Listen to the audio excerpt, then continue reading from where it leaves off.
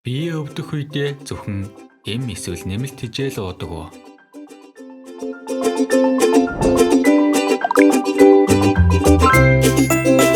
Дасгал хийх нь эрүүл мэндээ хамгаалах хамгийн сайн арга юм. Олон хүн дасгал хөдөлгөөний чухлыг үл тоомсорладаг.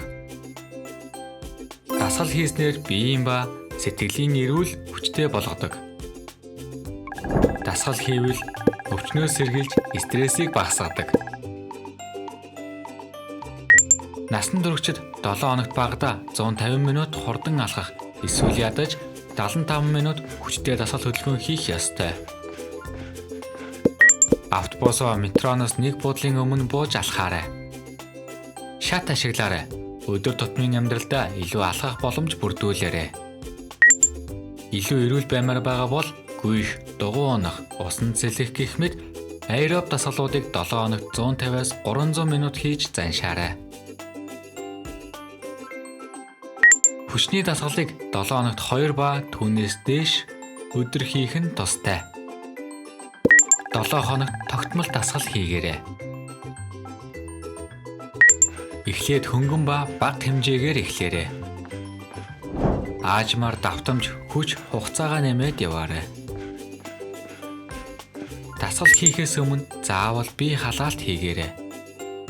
Дасгалын дараа заавал тайвшруулах дасгал хийгээрэй. Энэ нь дасгалын үед гэмтэл бэртэл авах эрсдлийг багасгана. Бие дэвтэйхэн хувцас, гутал өмсөөрэй.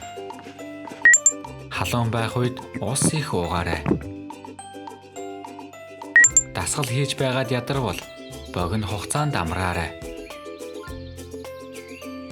Хэд их дасгал хийвэл биед муу гэмтэл авах эрсдэлтэй. Бие өвдвөл нэн даруй дасгалаа зогсоогоорой. Тасралтгүй өвдвөл эмчэд хандна уу.